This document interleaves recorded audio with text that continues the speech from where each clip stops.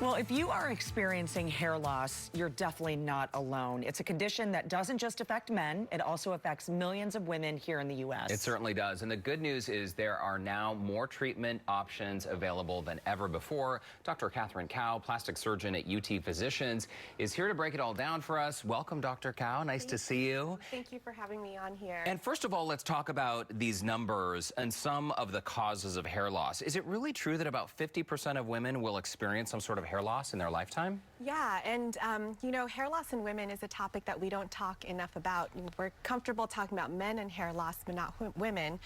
So yes, up to 50% of women can experience hair loss at some stage of their life. The most common cause of this is androgenetic alopecia, which is a fancy term that we also apply to male pattern baldness.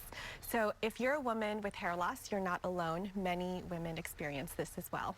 And even, you know, we see hair loss or your hair changing during and after pregnancy or having a baby. Yes, I noticed my hair thinned quite a bit, but it then grew back fine. But it's those parts where it's not growing back is where you should really be paying attention. Yes, that is correct. And there are lots of different causes of hair loss. When you come in for a consultation, we'll really want to tease out those causes by asking specific questions, doing a good physical exam.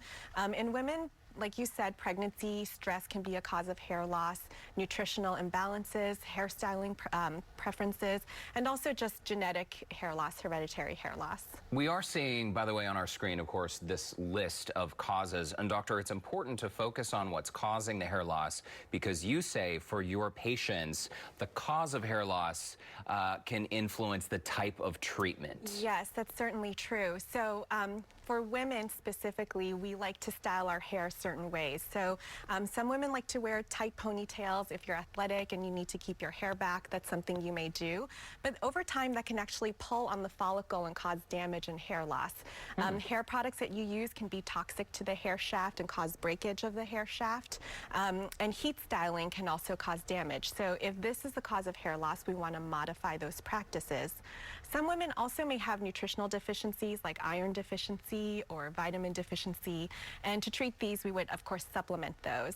And for women who have genetic or the male pattern type of hair loss, we can offer many treatments all the way from simple over-the-counter products to thicken the hair, to laser treatments, injectable platelet-rich plasma, and of course hair transplant. Well, this is really interesting because a lot of times we hear, well, baldness, well, I'm just going bald, that, you know, you feel like you have to live with it. And you're talking about treatments, not only topical, but things that can be done. Traditionally, we would hear a lot about men getting hair plugs, which is that the same thing as a transplant, but everything's sort of evolving now when we're talking about this. Everything is evolving now. So the hair plug look was something that frequently happened in the past when large chunks of the scalp were transplanted. Today, our hair transplant technique is much more fine. We isolate individual follicles from the back of the scalp.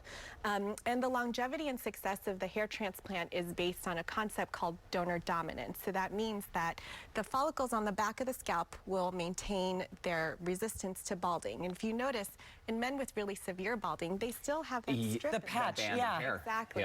So once we transport follicles there to areas that are thinning, they'll maintain that resistance over time. See, that is so interesting that it's hair by hair.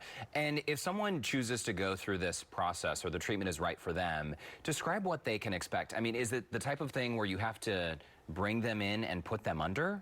Yeah, so luckily, it's a pretty comfortable process for you as the patient. It's done in the clinic. No general anesthesia is required. So you don't go under? You're completely awake. We do numb up the area that we're working on, but most patients like to bring in their phones, listen to a book on tape, watch some Netflix, listen to some music, and just pass the time. The procedure can take anywhere from 4 to 8 hours, and we'll see you back the next day to do the first hair wash. You'll have some swelling, but it's a pretty comfortable procedure for patients to undergo. And so from that point forward then, where would you see the hair growth or the amount of time? Yeah, we typically say to give a full year to see the final results, and so patience is a virtue here. Absolutely. Wow, so 4 to 8 hours. I'm so fascinated. I want to come in and watch the procedure actually done. Individual hairs. Yes. Let's talk about some of the other services, because you also do all kinds of like rhinoplasty. We do. We're really excited to be moving into a brand new facility with state-of-the-art equipment. We offer a range of services, including aesthetic and reconstructive. On the aesthetic side, we offer Botox, filler, thread lifts for patients who want just a little lift but aren't ready for the full facelift yet. We do offer facelift, eyelid surgery, brow lifts, as well as cosmetic rhinoplasty, and of course hair restoration.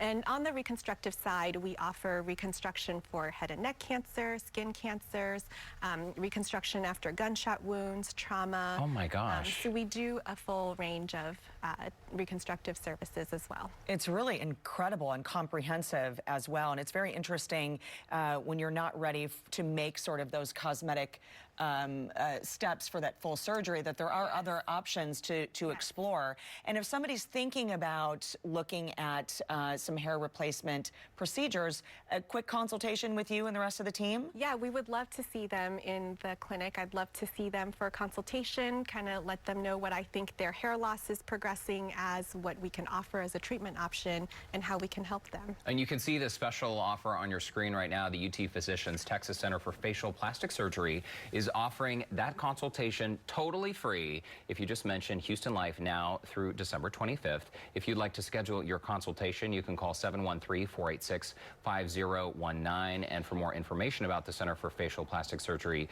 you can visit them online at utphysicians.com. Dr. Katherine Kao, thank you so much for stopping by. Thank you for having me. It was really great to be on here with you guys. And I think it's important, too, to have the conversation with 33 million women affected by this. Yes. Here in the U.S. alone, it's nothing anyone should feel ashamed of. Exactly. Completely agree with you.